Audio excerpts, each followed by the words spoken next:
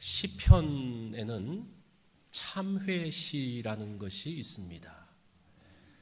다윗의 참회시가 시편 51편, 대표적인 거죠. 51편, 시편 6편, 그리고 오늘 읽었던 32편의 말씀이 다윗의 참회시입니다.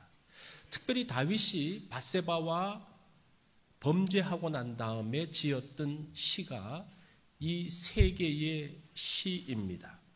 51편과 6편은 그 죄의 통회함, 자백하는 것을 중심으로 시가 만들어졌다면 시편 32편은 하나님 앞에 죄를 자백하고 회개하고 난 다음에 죄 사함의 회복 기쁨을 노래한 시가 32편입니다. 그러니까 같은 사건이지만 다른 관점으로 32편이 쓰여졌다라고 볼 수가 있습니다. 우리가 다윗을 어떻게 평가할 수 있을까요? 이 다윗은 대단한 사람이죠. 사울 왕이 죽고 난 다음에 이스라엘이 둘로 나뉘어졌습니다. 이 둘로 나뉘어진 나라를 하나로 통일한 사람이 누굽니까? 통일왕이에요. 통일왕 다윗입니다.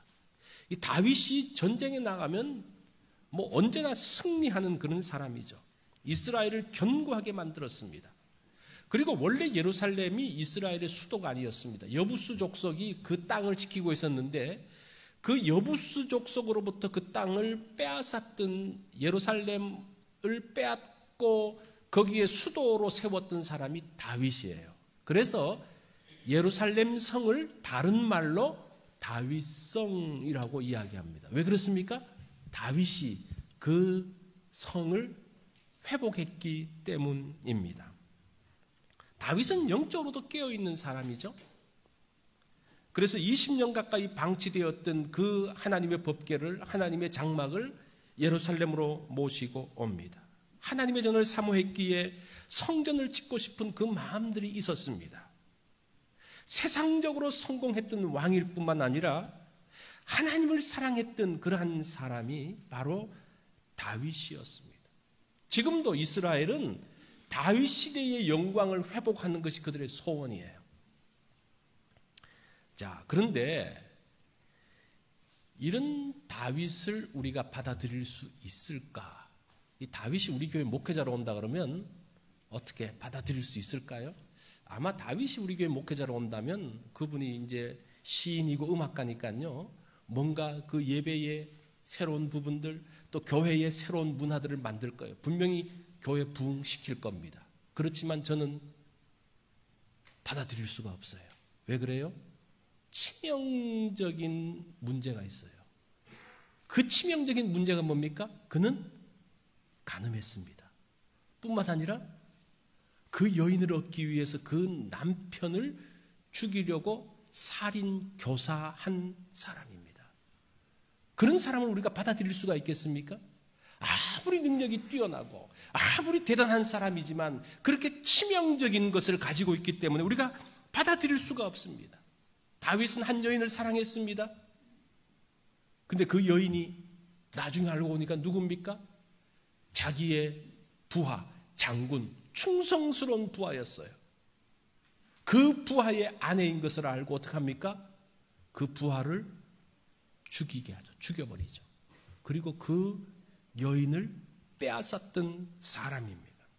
이 사람은 단순하게 여인을 빼앗은 정도가 아니에요. 우리가 상상할 수 없는 사람입니다. 그런데 그런 다윗을 하나님이 용서하고 계세요. 여러분, 그걸 받아들일 수가 있습니까? 이런 다윗, 우리가 받아들일 수 없는 그 다윗을 하나님이 용서하셨어요. 우리는 너무나 결과를 알기 때문에 당연한 것처럼 생각하는데 한번 따지고 보자고요. 이런 사람을 어떻게 용서할 수가 있어요? 어떻게 이러한 사람을 하나님의 그 왕국의 왕으로 세울 수가 있습니까? 그런데 성경은 이런 사람도 용서받을 수 있다고 이야기합니다. 오늘 본문이 그 내용이에요. 어떻게 해서 도무지 용납할 수 없는 이런 다윗을 하나님이 용납하셨는가? 그냥 받아들인 게 아니죠. 거기에는 많은 과정들이 있다는 겁니다. 어찌 보면 다윗은 그 시대의 배경 가운데서 또는 세상적으로는 다윗이 행한 일이 심각하지 않을 수도 있어요. 왜냐하면 그 당시 모든 백성들은 누구의 소유입니까? 왕의 소유예요. 그래서 누구를 취한다? 괜찮아요. 이 부하들도 왕을 위해서 목숨을 걸지 않습니까? 부하의 생명을 취하는 것 인정할 수도 있어요. 그래서 어떻게 합니까? 그 당시 2인자였던 요압이 다윗이 원하는 것을 다 들어줍니다. 그리고 그 부하까지 죽이는 데까지 그 일을 꾸밉니다. 어찌 보면 당연한 일이었을지도 모르겠어요. 그 시대, 왕정 시대의 배경 가운데서는. 그런데 다윗은 죄인입니까? 아닙니까? 그 시대로 봐서는 죄가 아니라고 할 수도 있지만 성경은 뭐라고 이야기합니까? 다윗을 죄인이라고 이야기를 해요. 자기 자신도 이 시편 32편을 통해서 자신이 죄인이라고 이야기를 하고 있습니다. 시편 32편은 세 가지 죄를 이야기하고 있습니다. 사실은 엄밀하게 따지면 네 가지인데 그거를 전체를 구조를 맞추기 위해서 제가 세 가지로 했는데 그 시편이 세 가지로 계속 반복되니까 여기 보면 32편 1절 2절에 이런 말씀이 있어요. 제가 노란색으로 그은 것이 다 죄의 모습입니다. 허물의 사함을 받고 자신의 죄가 가리워진 자는 복이 있도다. 마음에 간사함이 있고 이 간사함도 죄의 하나의 모습으로 볼 수가 있습니다. 간사함이 없고 여호와께 정죄를 당하지 아니하는 자는 복이 있도다. 자, 이 세 가지 혹은 네 가지의 죄에 대한 이야기를 하고 있습니다. 첫 번째, 허물. 이 페샤라는 단어는 반역하다라는 그런 말이에요. 거역하다. 하나님에 대한 반역, 그래서 하나님으로부터 떨어져 나간 것, 그것을 허물이라고 이야기해요. 다윗은 어떻습니까? 하나님으로부터 떨어져 나갔어요. 뭐 때문에? 자기의 정욕 때문에. 하나님으로부터 떨어져 나갔습니다. 허물이 다윗에게 있습니다. 두 번째는 죄라고 이야기를 합니다. 이 죄라는 것은 표적을 빗나갔다라는 말입니다. 우리 그 헬라어에서도 이렇게 이야기하죠. 하말티아라고 이야기할 때 표적에서 빗나갔다. 참된 길 진리에서 벗어나는 겁니다. 다윗은 어떻습니까? 지금 하나님의 길에서 벗어나 있습니다. 세 번째는 정죄입니다. 정죄. 이 단어는 왜곡하다라는 말입니다. 왜곡하는 것. 하나님의 뜻을 존중하지 않는 거예요. 이거 조금 더 내면적인 내용이죠.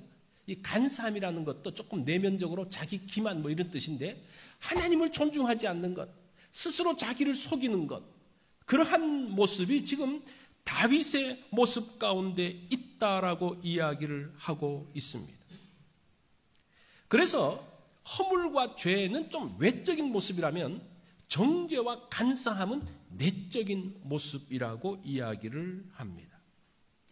자, 이렇게 죄를 지은 다윗이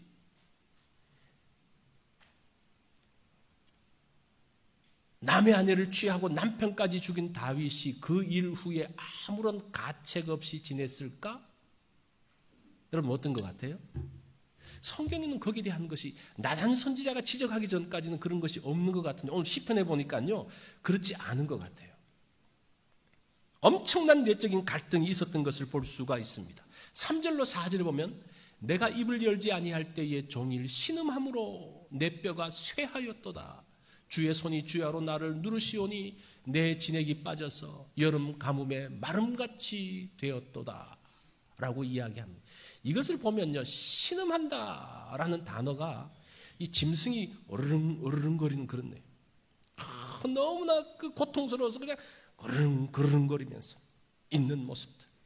내 뼈가 쇠하였다.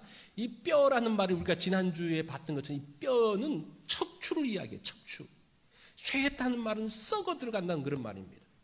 이 척추가 썩어져 들어가는, 그래서 이 내 몸을 지탱하고 있는, 내 인생을 지탱하고 있는 가장 중요한 뼈가 썩어서 무너지는 것 같은 그러한 느낌이 드는 거예요. 자리에 누워있으면 땅속으로 그냥 깊이 빠지는 것 같은 그러한 모습. 그런 아픔, 그런 갈등 가운데 있었다라고 이야기를 하고 있습니다. 뿐만 아니라 주의 손이 주야로 나를 누르오니, 하나님의 손이 누른다고 그래요. 여러분 이런 경험이 있습니까? 내 가슴에 돌을 하나 탁 얹어놓고 있는 느낌, 그런 느낌 있죠? 그거를 이야기하는 거예요. 뭔가 지금 가슴에 돌이 있는데 아무리 치우려고 해도 치워지지 않는 그 짓눌림, 그 고통, 그 답답함. 그래서 내 진액이 빠져서 마치 감람나무 열매를 따서 그 기름 틀에 놓고 쭉 짜는 것처럼, 거기서 기름이 뚝뚝 나오면서 그 모든 열매가 으스러지는 것 같은 모습들을 말하고 있습니다. 지금 그 상황을 다윗이 범죄한 이후에 그러한 모습을 이야기하고 있습니다. 이 나다나엘 호손의 그 소설 주홍글씨라는 책이 있습니다. 이 책은, 이 소설은 17세기 청교도 사회를 배경으로 해서 있었던 그러한 이야기입니다. 영국에서 태어난 헤스터 프린은 아버지의 강요로 나이 많은, 그렇지만 부자인 의사와 결혼을 합니다. 싫었죠. 그러다가 이제 그 당시 한참 영국에서 미국으로 이 퓨리탄들이 옮겨가는 그 시대의 가운데서 이 부부가 미국으로 옮기기로 하고, 이 남편은 무슨 일들이 있어서 부인이 먼저 보스턴으로 가게 됩니다. 근데 남편은 바로 가지 못하고 여러 가지 일들과 사건 때문에 한참 있다가 가게 되어져요. 그런데 보스턴에 먼저 건너갔던 이 부인이 아기를 낳게 됩니다. 남편도 없는데 아기를 낳았어요. 그러니까 다른 남자와 그 통정 가운데서 아이를 낳습니다. 이 청교도 시대가 어떤 시대입니까? 청교도들은 그 말씀대로 통치하는 거거든요. 그러니까 그 사람을 불러가지고 묻습니다. 너 죄진 거 알지? 도대체 상대가 누구냐? 아무리 물어도 이 사람은 말하지 않아요. 근데 그 상대가 누군가 하니 그 도시에 있던 젊은 목사 딤즈 데일이라는 사람입니다. 근데 끝까지 이 여인은 이야기하지 않습니다. 그래서 결국은 재판관이 그 벌을 주는데, 그 벌이 무엇인가 하니, 너는 일평생 동안 간음했다는 어덜터리라는 그 단어의 첫 글자 A자를 일평생 가슴에 달고 살아라. 이것이 형벌이었습니다. 이 헤스터는 공개적인 형벌을 받았지만 딤즈 데일은 이 여자가 말하지 않음으로 해서 자기의 죄는 숨겨집니다. 그렇지만 그 죄책감 때문에 견디지를 못해요. 그래서 괴로워서 견딜 수 없어서 죄에 대한 설교를 자꾸 하게 됩니다. 그러면서 설교하면서 나는 죄인입니다. 그러니까 이 말이 무슨 뜻인지 모르고 교인들은 무슨 뜻인지 모르면서 우리 목사님은 굉장히 자기가 죄인이라고 그래. 그러면서 더 존경하기 시작하는 거예요. 그러니까 그것 때문에 이 사람이 더 그냥 힘들어하는 거예요. 더 견딜 수가 없는 거예요. 그러면서 결국 그 고통과 그 힘든 가운데 있다가 결국은 마지막에 자기의 죄를 자백하고 신경쇠약으로 죽게 됩니다. 이게 죄책감의 모습이에요. 다윗이 그러한 고통, 그런 아픔 가운데 있었다는 것을 지금 이야기를 하고 있습니다. 특별히 다윗은 영적으로 민감한 사람이기 때문에 죄짓고는 견딜 수가 없는 거죠. 마음이 짓눌리고 척추가 하나씩 썩어져 무너져 내리는 것 같은 그런 모습. 그래서 다윗은 더 열심히 기도했을지도 모르겠어요. 더 열심히 성막에 가서 하나님 앞에 제사드릴 쓸지도 모르겠습니다. 그렇지만 죄 문제가 해결되어지지 않은 상태에서 기도하고 예배하고 성막에서 제사드리는 것은 아무런 효과가 없는 거예요. 아무런 의미가 없는 거예요.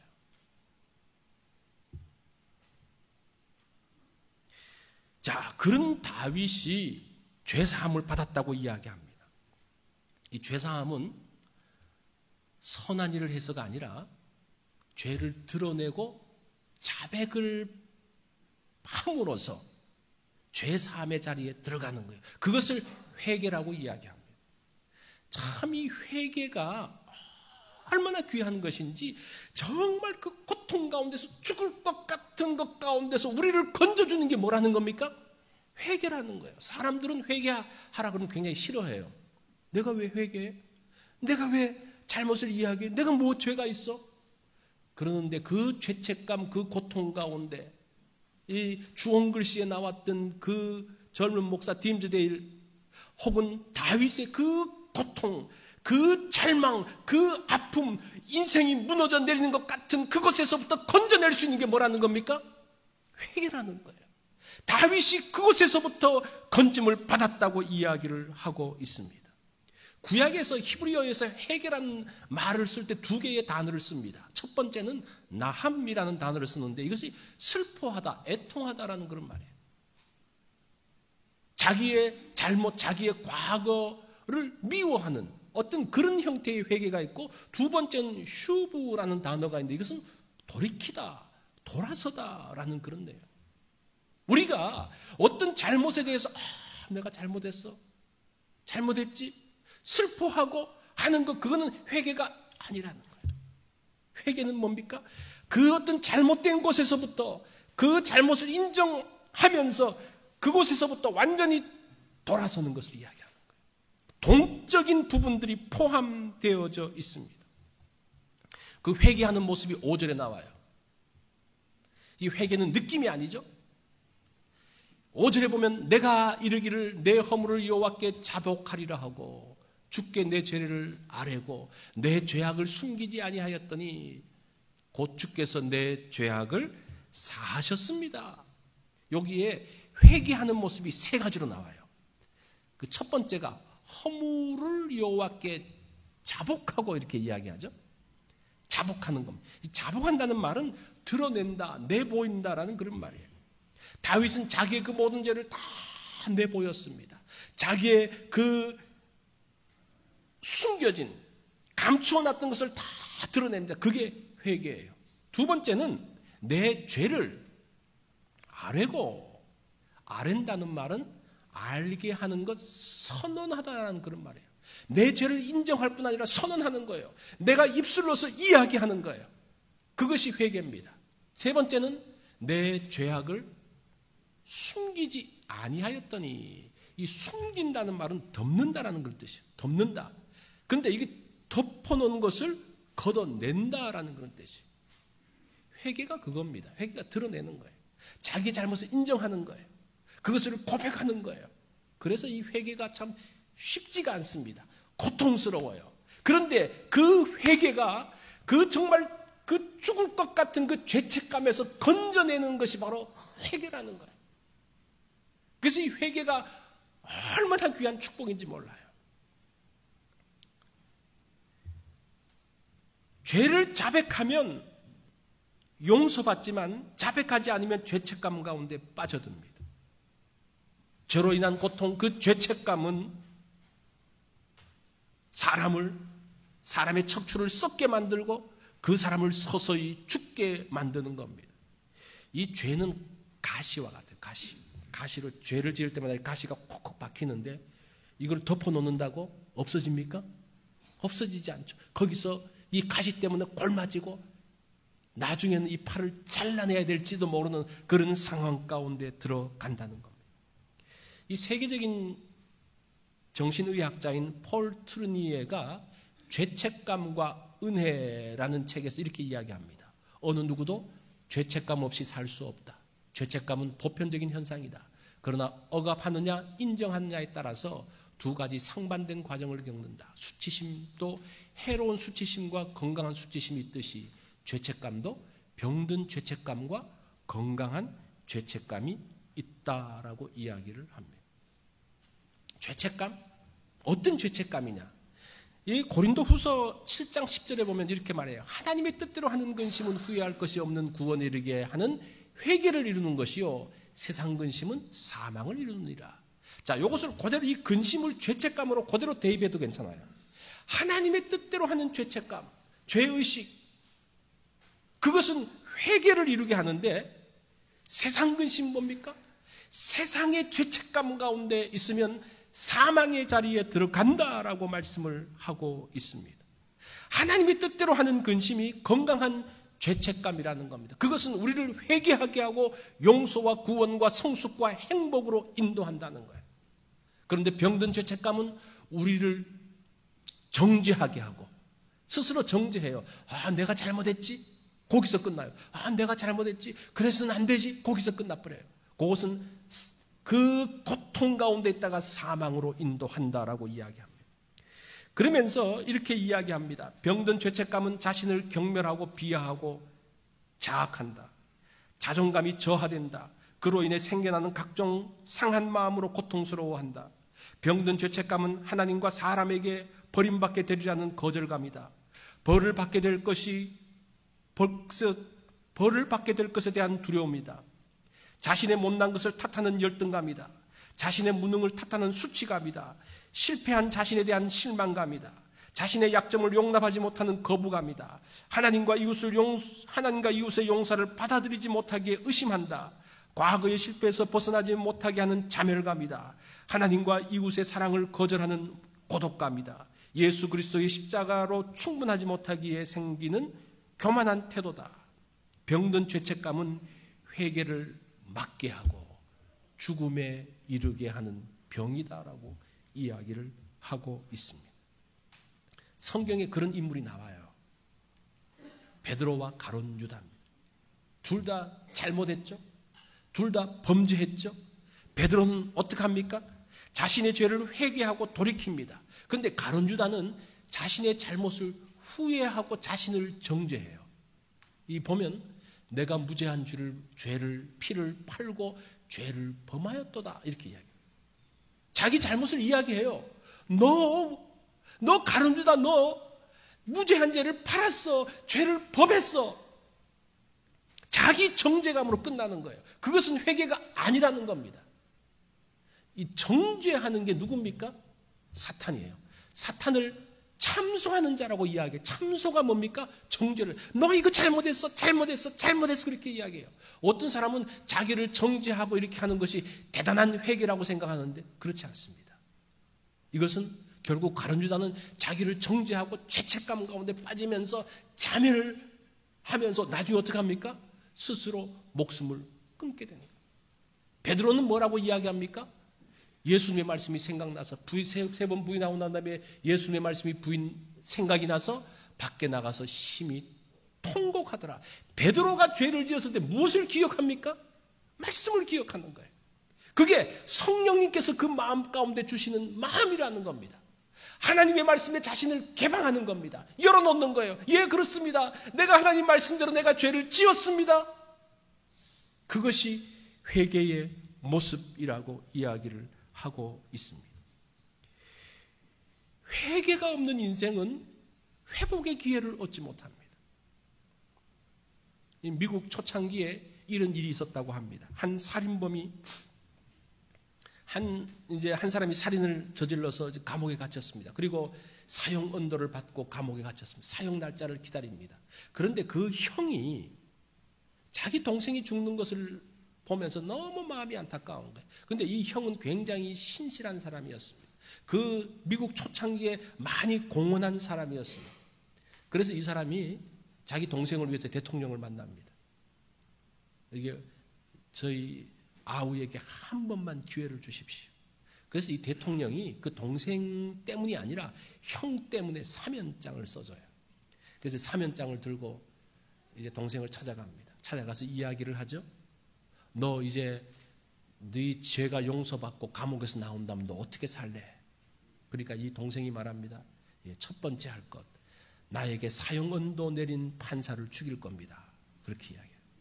두 번째, 나로 하여금 사형에 이르게 하고 증인 쓴 것들 내가 다 죽이겠습니다.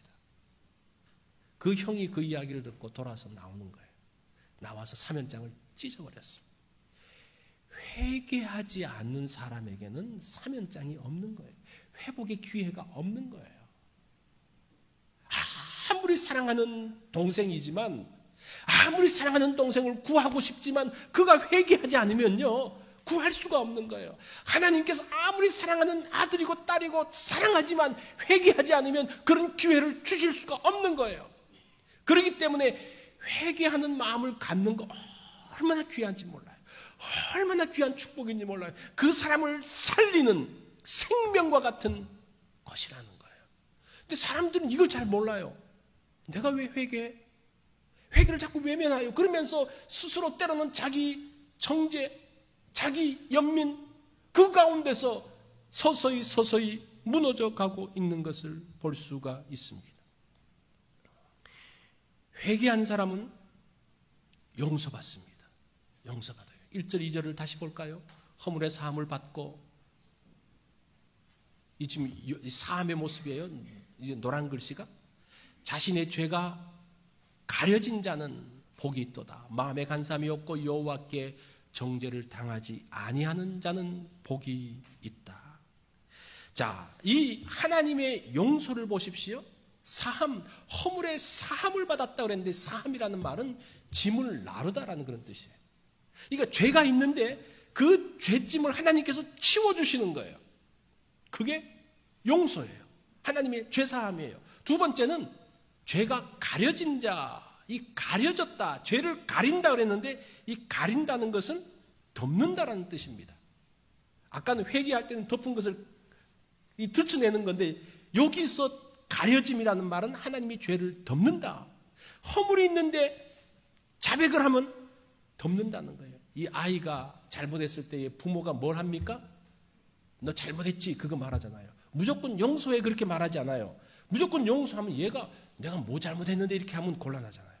얘가 잘못하도록 자백을 받고 난 다음에 용서하는 거예요. 용서하고 난 다음에, 용서라는 것은 뭡니까? 그 죄를 이제는 덮어주는 거예요. 더 이상 거기에 대해서 말하지 않는 거예요. 그것이 죄사함입니다. 세 번째는 여호와께 정죄를 당치 않는다. 이 정죄를 당치 않는다는 이 단어는 누구 탓으로 돌린다, 바꿔 말하면 전가한다는 말이에요. 그 사람의 죄를, 인간의 악과 삐뚤어진 행동을 예수님께 전가시키는 거예요. 구약시대에는 제물에게 전가시키는 거예요. 그러면서 죄가 없다라고 인정을 하는 겁니다. 그렇게 해서 죄사함을 받는 거예요. 이 죄사함이 그냥 받아지는 게 아니에요. 이 하나님께서 죄 용서하실 때는, 회개하고 죄 용서하실 때는 그래 알았어 그게 아니라 하나님이 덮어주시고 하나님이 그 죄를 전가해서 자기의 아들을 죽이기까지 하면서 그 아픈 것들이 있기 때문에, 그 하나님의 고통이 있기 때문에 그런 사람들의 죄가 용서받는 거예요. 그래서 이사야서에서 뭐라고 이야기합니까? 너희 죄가 주홍 같을지라도 눈과 같이 희어질 것이요 진홍같이 붉을지라도 양털같이 되리라. 그냥 되어지는 것이 아니라 이런 하나님의 죄사함의 일들을 통해서, 히브리서 8장 12절에 보면 내가 저희 불의를 긍휼히 여기시고 저희 죄를 다시 기억하지 아니하리라고 말씀합니다. 더 이상 기억하지 않는다고 말씀합니다. 자, 그러면 이 죄사함 받은 사람들의 모습이 어떠할까? 이 11절, 오늘 시의 결론이 11절이에요. 죄 용서받은 모습들을 보여주죠. 너희 의인들아 여호와를 기뻐하며 즐거워할지어다. 우리 다 같이 한번 읽어볼까요?